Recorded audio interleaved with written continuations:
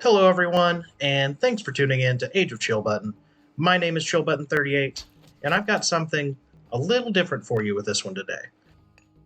Today I'm going to show you the strategy that I've been using on the ladder with great success here recently. As I mentioned, when I started uploading these videos, my ranked ELO was hard locked at around 950, sometimes it even dipped a little lower. But as I record this video today, I'm sitting at about 1050 on the ranked ladder. So, and that's been mostly using this strategy that I'm showing you today. I've had great success with it. I hope you have some success with it in your games. I've yet to lose with this strategy to anyone who has less than 1,000 ELO. So if you're stuck in the 700s, 800s, 900s, I really think you should give this technique a try in your ranked games. It isn't super hard to master, and it doesn't require a ton of actions per minute. So definitely give it a shot. My effective APM averages out to be about 28 per game, and I'm able to do this strategy without a problem. So I don't think anyone is going to have too much of an issue adopting this for your games. So without further ado, let's introduce our players. Playing today as Zeus in the red, we have TillyGabby. And we're actually not going to focus on his perspective today. Sorry, Tilly. We're going to focus on mine so I can show you this build order. So, I've gone over my build order before, but very quickly. First two villagers, you're going to go to your hunt. If you can pull your hunt to your town center, if it's an animal that you can aggro onto your villagers, you should absolutely do that. You can avoid building an ox cart, save yourself 50 food and 50 wood, I believe. Clear that. I guess I don't get to know. Yeah, 50 and 50. Okay. Save yourself a little bit by pulling those aggro animals under your TC. Send your ox cart over to your gold mine. Send a dwarf over your gold mine as well. And your fourth villager is going to go directly onto this wood line. If you do have to build another ox cart, it's not the end of the world. Just go ahead and send one villager to gold, one villager to wood, and you're going to be a little slower getting up to your required food amount. So the goal here is eventually to have 2 dwarves and 1 villager on your gold mine, 8 villagers on food, and then by that point, if you've followed the order, you should have enough to drop your temple down. Once you drop your temple down, you're going to go ahead and rally over to wood, and you're going to want to get 2 to 3 villagers on wood. Now, the reason we're rallying to wood instead of food is because we're going to age up with Freya. And whenever we age up with Freya, we get much better cavalry thanks to her unique technologies and bonuses. The Valkyrie is also a unit that's going to pair really well with our cavalry. So instead of building a longhouse, we want 130 wood by the time we age up so that we can drop a great haul and start pumping out some cavalry units. So I've clicked up with Freya. I think I'm going to get up probably just after 4 minutes. That's not a bad timing. That's kind of what I'd recommend you shoot for. The Valkyrie's going to pop out of this temple. I'm building a Hairser here. Very important. Don't build a Hairser before you age up if you're going this build. Your top priority is getting to Freya, getting those Valkyries out, and unlocking your cavalry units so that you can start getting some eco damage out. So, you can build a Hairser, go pick up some relics if you want to, but don't do it until after you've aged up because you don't want to delay your age up timing. So, we age up with Freya. The Valkyrie comes out. I'm going to go ahead and send this directly across to get some eco damage. Now, most of the time, you're fine to go ahead and do this. The Valkyrie's a really good unit. She can fight myth units. She can fight villagers, human units without a problem. But in this case, I'm playing against Zeus. And you don't want to send your Valkyrie out by herself. Yeah, if you're playing against Zeus, because that's going to happen. He's going to lightning bolt you. So if you're playing against Zeus, what I'd recommend, go ahead and get your great hauls up before you send your Valkyrie across. Get a couple cavalry units out. And that way, whenever he goes to use that lightning bolt, there's a small chance that he's going to click onto one of your cavalry units instead of your Valkyrie. So, bit of a mistake there. If you're playing against Zeus, hold that Valkyrie back. But if you're playing against pretty much anyone else, go ahead and send that Valkyrie across the map. You're looking to hit the gold mine. You're looking to hit the wood line. You're looking to hit any food that isn't protected by the town center. any eco damage you can get in early in the game is what's going to give you the advantage going into the later game. I dropped 2 Great Halls here. What you actually want to do is drop 1 Great Hall, drop a house, and you should probably go ahead and drop an armory instead of this 2nd Great Hall. Because initially you're only going to need 1.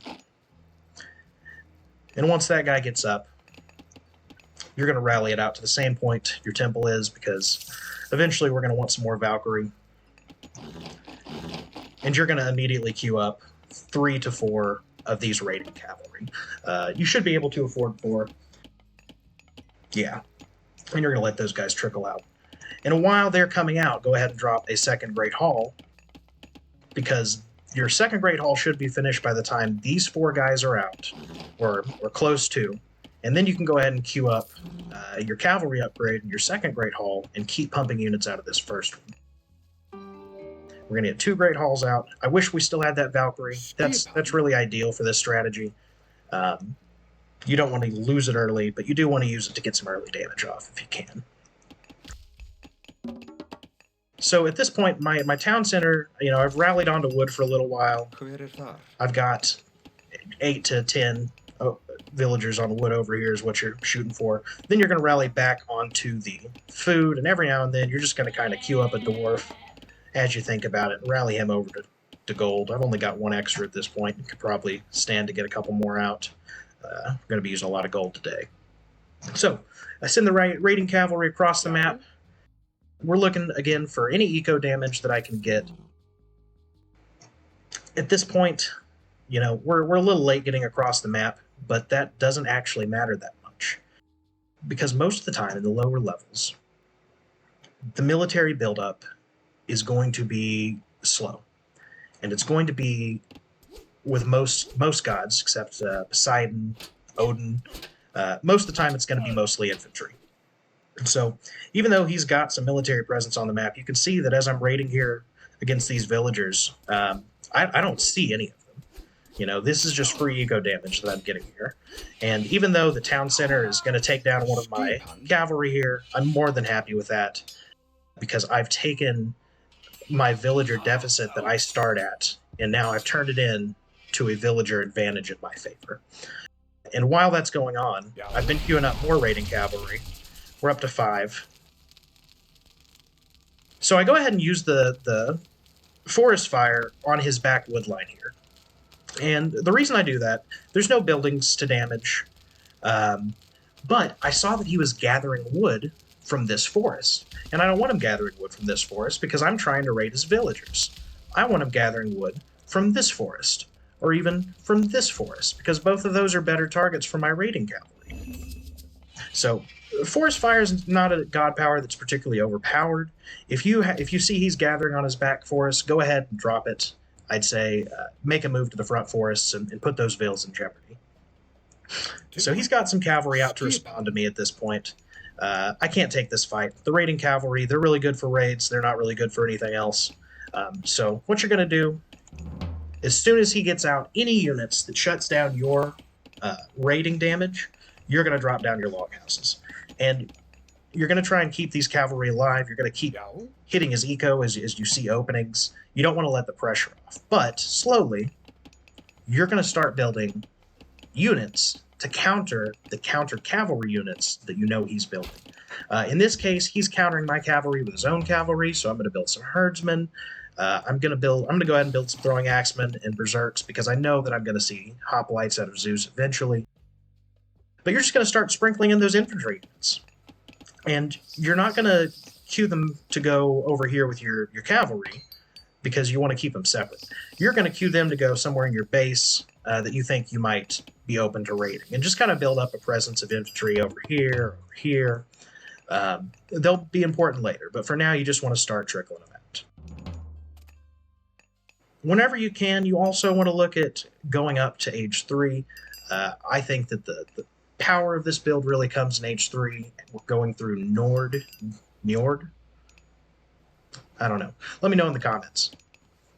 So you're going to want to go Age 3 as soon as you can. You should beat your opponent there by some distance if you've got enough eco damage in, because you theoretically should have a villager advantage. And going Njord is going to get you access to mainly... Let's see if we can open the tech tree here. Yeah. Mainly what you're looking for is this, the Vikings tech. And this is going to make your raiding cavalry produce gold in addition to favor. And that's really good. Because as I mentioned before, gold in Age of Mythology is one of the most important resources. There's a limited supply on the map, and once it's out, you have to resort to trade. So having a passive gold generation on the units that you want to primarily be using, that's going to be really good for you. It's going to boost your economy a little bit. It's going to give you a little bit of sustainability going into the late game. Your gold mines, should theoretically exhaust slower than his because you need less of it. And these units are just really good at getting eco damage in. So it doesn't hurt to, build a few of these and have them around. Just raid with them from time to time, even if you are wanting to switch into an infantry comp at some point. At this point in the game, there are two ways that you can go to be successful with this build, and it depends on what your opponent's doing. So here, I've made it to age 3. I'm primarily using cavalry, but I can see that he is getting down barracks, which means hoplites, which means no more fun with my cavalry. So, what I'm going to do is, like I said earlier, we're going to want to switch into an infantry-heavy composition to counter out the infantry units that he's going to try to counter us with. But we don't want him to know we're doing that until it's too late. So, get as much eco damage as you can. Use your God Powers Forest Fire to push the villagers on the front wood lines. Use your Walking Woods to take out forward town centers like this. And just keep these cavalry units alive for as long as possible. Because if you can keep hitting him from different sides and different angles, in the lower levels, your opponent is going to be too scared to come out of his base and attack you. So you can really do whatever you want to on your side of the map without fear of too swift of repercussions. So at this point, things are going well. I know that I've got a pretty decent score lead on him. I know basically what his base looks at. I know that it's going to be hard for me to get any more direct eco damage in. And so I'm going to switch into infantry, and we're just going to, try and take a good fight against his infantry. Now, if I was playing against someone other than Zeus, who didn't want to build barracks and didn't want to get hoplites out, you don't have to go into infantry. If that's the case, what you're going to want to do is you're going to want to get out another group of units just like this. You're going to want another Valkyrie or two. You're going to want, 5 to 10 raiding cavalry, and you're going to break those into 2 groups. Put this on control group 2, put your other group of raiding cavalry over here on control group 3, and you're just going to alternate hitting this side, and that's going to make his slow-moving comp move back and forth across his base, freeing you up to take the resources on the map, and eventually, you're going to catch him out of position and do enough eco damage that he can't come back. And I'm going to be using something like that strategy in this game here. I've got this infantry force over here, and I'm building more infantry out. He hits the heroic age, so I know I probably have a military advantage, because if he just spent money on an age up, he probably didn't spend it on military units. So this is the time that I'm going to want to push. To prepare for it, I'm going to send this raiding cavalry over here to make its presence known on this side of the map. And what that's going to do is it's going to let me see how reactive he is. So, we've got a few units over here already. They're kind of piling up. We draw the bronze out, and that's just great. If you can draw out God Powers with your cavalry units, that's going to be ideal. Because now, you don't have to fight these bronze units at all. Your raiding cavalry are faster than anything that he can pop out, so you just run away, and he's wasted bronze. And in the meantime, I'm going to run up at the spot I just hit with my infantry comp, separate from my cavalry units. I'm going to track his army over here, the parts of it that I'm really scared of, and I'm going to try to keep them on this side of the map by feigning attacks, around his walls, on his houses. Anytime it looks like he's going to go over here to try to bolster this position, I'm just going to swing back in and hit him somewhere else.